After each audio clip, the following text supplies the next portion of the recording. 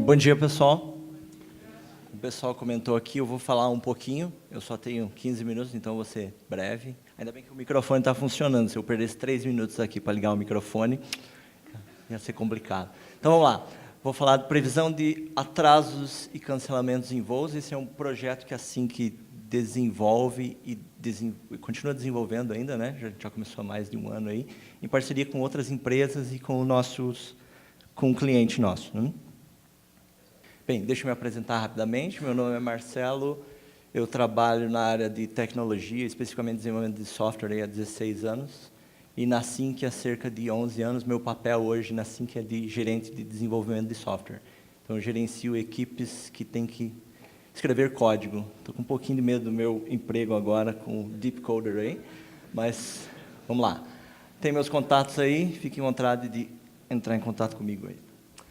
Rapidamente sobre a Sync. A Sync é uma empresa de 25 anos e a nossa sede é aqui em Curitiba. A gente tem filiais em Ponta Grossa, São Paulo e Miami. E os pontinhos ali em azul são presenças em clientes que a gente tem no mercado internacional, América do Norte ali e Europa Ocidental. Eu vou pular esse slide aqui e vamos falar do projeto que é mais interessante. A aplicação para o setor aéreo. Então, qual que é o problema que a gente está tentando resolver? O custo que os atrasos em voos têm. Então, tem vários estudos e pesquisas aí, mas um número é 26 bilhões de dólares por ano que se causa de impacto financeiro aí para o setor, esses atrasos. Outro estudo diz que são 62 dólares por minuto. Então, se o teu voo atrasou 1 minuto, são 62 dólares aí, em média, que a companhia aérea, aeroporto, etc., tem de impacto financeiro. Então, qual que é o nosso desafio? É detectar essas interrupções, possíveis atrasos, e tentar prever esses atrasos futuros, que é uma parte interessante. E finalmente, o que a gente pode fazer com essas informações? Então, como que começa normalmente um projeto aí de Machine Learning, Deep Learning? Você precisa de muita informação, muitos dados. Você não pode sair prevendo, fazendo previsões com algoritmos, como, por exemplo, redes neurais, com poucos dados. Precisa de muita informação, então foram 6 meses coletando esses dados, preparando os dados, e a gente tinha um histórico ali de 2 anos de informação. Rapidamente, qual que é a ideia macro da solução? Então, tem uma área de alertas de atrasos de voo. Então, isso não é prever atrasos, mas alertar com a maior antecedência possível, ali, se possível, em tempo real, os atrasos. E a parte de predição de atrasos. Ok? Então, a parte de previsão, de alerta de atrasos, ele usa processamento de linguagem natural. Aí o pessoal já comentou um pouquinho. Aqui eu coloquei um exemplo. O Google, desde 2016, utiliza Deep Learning para fazer a tradução. É algo que evoluiu muito nos últimos anos, então é algo recente, né, desde 2016. Tem um modelo antigo para tratar linguagem natural e um modelo ali usando uma rede neural. Nosso primeiro caso aqui é aviso aos aeronavegantes. Tem um termo no setor aéreo que se chama NOTAM Alerts, Notice to Airmen.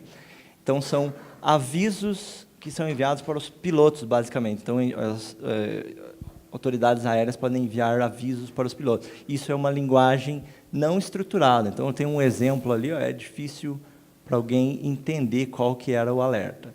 Então, a ideia disso aqui era receber esses alertas, tratar e categorizar os alertas para prever possíveis atrasos em voo. Aqui foi utilizado a solução da IBM. O único problema é que você tem que ter 12 consultores e etc. para usar a solução da IBM, mas funcionou bem, foi bem interessante.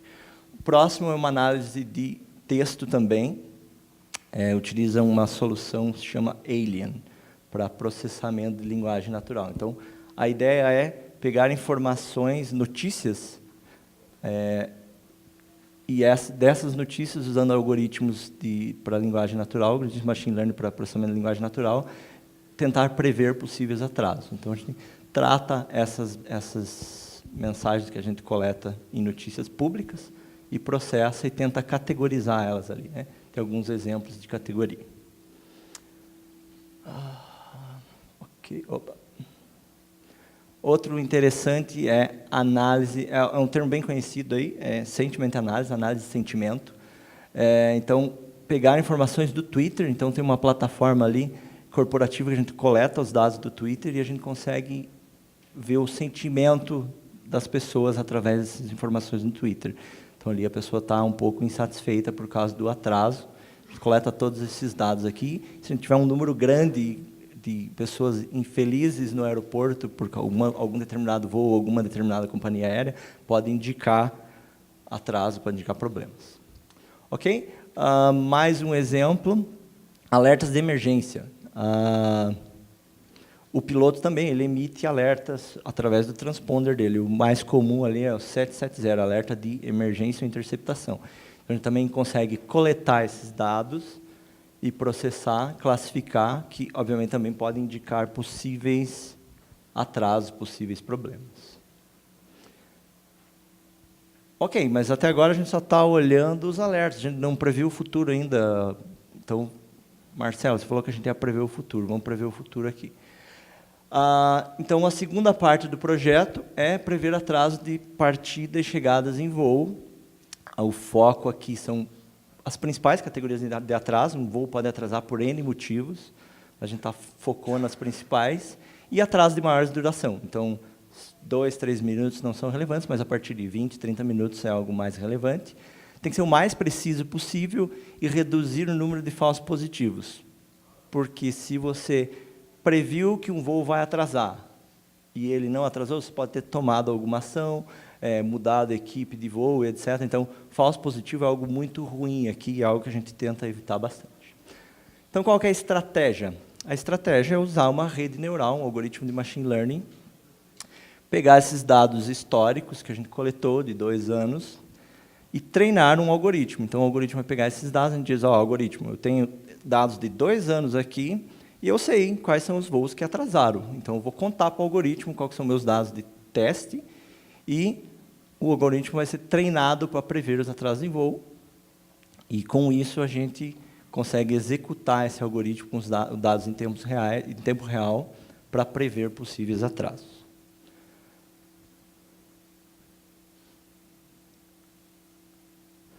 Alguns exemplos de dados que a gente utiliza para isso. Quais são os dados que a gente coletou? Aqui é só um exemplo, tem várias outras informações, obviamente, mas horário de voo, a movimentação da aeronave no aeroporto, tail assignments, que é qual aeronave vai ser atribuída para qual voo, quais são as categorias, condição de tempo, altitude das nuvens, plano de voo do piloto, qual que é o volume de tráfego nesse aeroporto, nesse horário, dados sobre o aeroporto, quais são as pistas, qual que é a rota de aproximação do avião, e dia de semana, por exemplo, né? No domingo, sábado, pode ter uma movimentação diferente. Ok? Então, a gente tem os dados, coletou, tem os dados de teste, a gente tem que ter uma correlação forte entre esses dados. Com redes neurais, isso é um pouquinho mais fácil de se trabalhar, mas machine learning não é apenas redes neurais, tem centenas, dezenas de outros algoritmos, então você tem que garantir que os dados estão correlacionados para que ele possa fazer uma previsão assertiva. Então, esse foi um trabalho de análise ali também. E aqui tem um exemplo de uma rede neural. Isso aqui foi e é utilizado efetivamente em um aeroporto. A gente tem a rede neural, que são os input layers ali, e tem os dados, né? Velocidade do tempo, volume de tráfego, tamanho da aeronave, etc. E a rede é treinada para prever atrasos e por quais categorias esses atrasos, por qual categoria. Então, a rede consegue me dizer, este voo vai atrasar em 40 minutos e eu tenho 93% de certeza que ele vai atrasar por esse motivo, por causa do clima. Então, é isso que a rede neural faz. A gente treinou o algoritmo e a gente executa ele de 5 em 5 minutos, em tempo real, com cada voo é imputado ali para prever o atraso, o possível atraso desse voo. Ok? Um grande problema é a propagação desses atrasos. Então, se um voo atrasa, isso tem um impacto muito grande. Esse aqui é um site, quem tiver interesse, ele pode visitar, Flight Radar, você consegue ver a movimentação dos voos em tempo real. E a foto menor um dia antes do furacão Irma, na Flórida. Então, se imagine o impacto que isso tem nos voos, ou quanto um voo atrasado pode ter de impacto aí. Aqui foi um estudo interessante também que a gente fez. A rede neural consegue prever esses atrasos por propagação. Foi feito um estudo com outras alternativas, métodos estatísticos. Aqui, no caso, é um grafo que mostra a propagação dos voos. E, curiosamente, comparando com esses outros algoritmos, a rede neural consegue prever bem quais voos vão ser atrasados e por quanto tempo, que é bem interessante. Alguns dados aqui, quais as conclusões aqui dos dados. Então, a maioria dos voos atrasa por menos de 1 hora, cerca de 85%. Aí é o resto dos atrasos, né? Mas o maior número de atrasos é em menos de 1 hora, felizmente, né? Quais são as principais razões que um voo atrasa? Então, a principal razão é a propagação, mas pode ser por causa do passageiro. Então, o passageiro estava no voo, tinha conexão, perdeu, pode causar um atraso, pode ser por equipe atribuída ao voo, pode ser problema técnico, pode ser problema no aeroporto, mas o principal realmente ainda é por propagação. A performance do algoritmo, especificamente nesse caso aqui de uma rede neural, você pode olhar que é por tempo de atraso. Então, com menos de 5 minutos de atraso, nossa performance não é muito boa, e ela vai aumentando. Então, o que é interessante ali, a partir de 45 minutos de atraso, a gente consegue prever que o voo vai atrasar, e com mais de 90% de certeza. Tenho certeza, 90% de certeza de que esse voo vai atrasar em tanto tempo. Ok? Vou falar um pouquinho do projeto, até de tecnologia aqui. Então, o que foi utilizado especificamente nesse projeto para previsão, né? A gente falou um pouquinho dos cases ali, usando IBM, Alien, etc. Aqui são soluções open source. A gente usa o Spark, que é para processamento distribuído. Ele também tem uma biblioteca lá, MLib, para Machine Learning. E o Deep Learning 4J, que é uma biblioteca de Machine Learning. Especificamente, a gente usa as redes neurais ali. É hospedado na Amazon, e a gente usa um banco de dados não relacional ali, que se chama Cassandra. Ok? Para fechar esse caso do previsão de atraso em voo, o que as companhias aéreas e aeroportos podem fazer com esses dados? Podem tomar ações em cima disso. Qual que é o impacto, então, se fechar o espaço aéreo? Determinados atrasos, quais voos eu devo cancelar? Qual que é o melhor uso de slots no aeroporto? Slot é o gate que o avião está parado ali para fazer o embarque, é a área mais cara do aeroporto. Então, qual é a melhor utilidade dos slots no aeroporto?